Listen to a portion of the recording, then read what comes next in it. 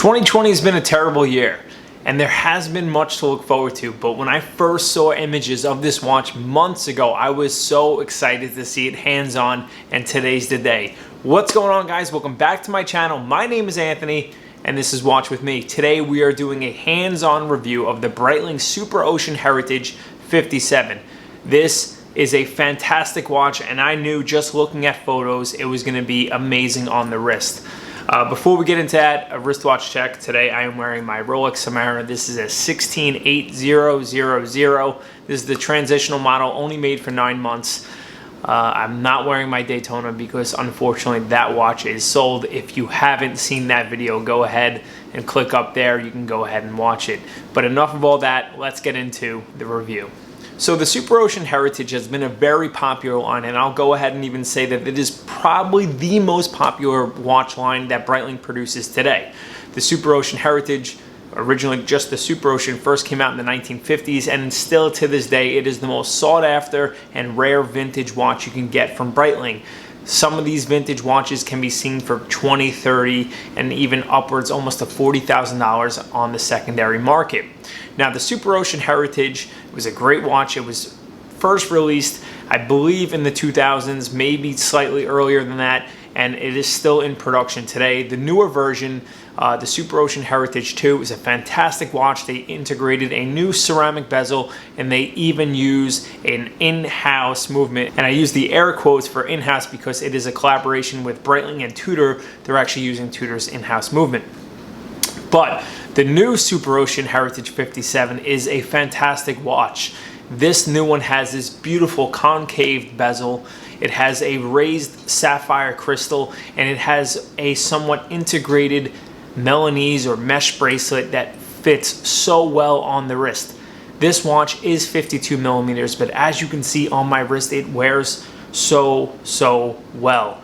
It's super thin. This watch comes in under 10 millimeters thick compared to the original and current production Superocean Heritage that is over 14 millimeters thick. So this watch is actually only 66% of the thickness of the original, and that has to do with the movement.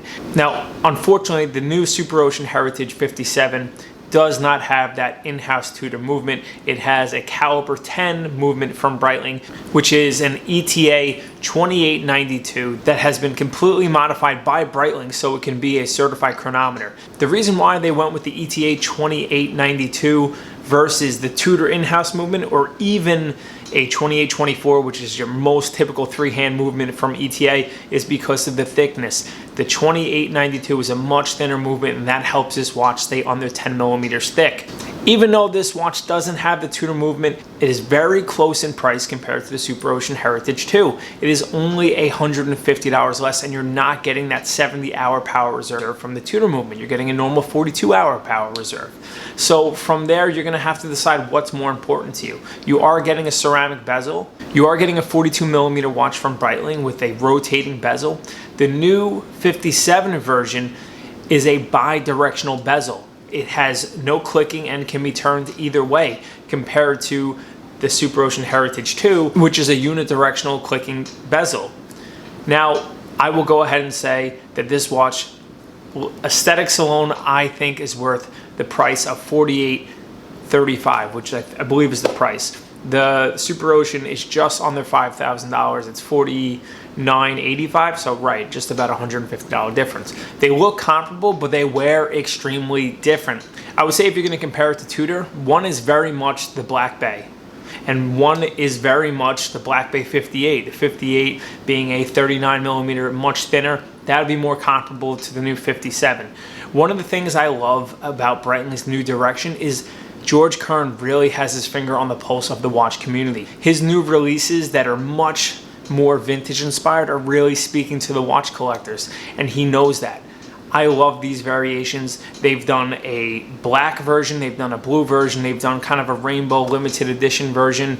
They even have one that's kind of gold accented. I would love to see them, one, introduce an olive green dial. Olive green is very much the color of the watch industry right now, and I think they need to do so. I really don't want to see them release a forest green, but an olive green I think would absolutely kill it.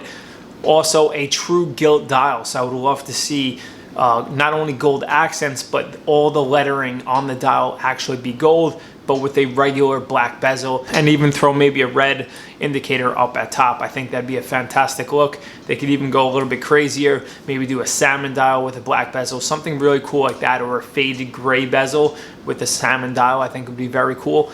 This watch is fantastic, but I must say you can see the cost cutting on the bracelet. I think the bracelet fits really well and flows very nice into the case of the watch, but you can see at the clasp it is very rough. It feels flimsy, it feels cheap, it's very sharp on the edges. I think it needs a little bit of refinement. The dial is amazing. They did a fantastic job with the index markers being applied, not painted. It offers a beautiful three-dimensional feel as you look at different angles of the dial. I personally would sacrifice the movement to go with the thinner variation of it, because you're really paying for the design language of Breitling and bringing back that retro dive watch. I think it is an absolute home run, and I am so excited to see the chronograph version come into play, I'm sure next year. I would love to know what you guys think of this watch. I am viewing this watch at London Jewelers on Long Island in Manhasset. I definitely recommend stopping in to try it on. It wears so well. There are some things I would change, like the clasp itself, but nonetheless, I think it's such a fantastic design, and Breitling has been killing it lately. I would love to know what you guys think of this watch. Have you had a chance to try it on? It is right in that $5,000 mark, which really puts it in a very competitive bracket with other watches. You have, if you can even find one, you have an Oyster Perpetual from Rolex. You have the Tudor Black Bay. You have the Omega Seamasters. There's so many different amazing watches that are competing with this, but I don't know if many of them can compete with the design of this watch. Maybe it's just the Breitling fanboy in me speaking out, but I would love to know what you guys think.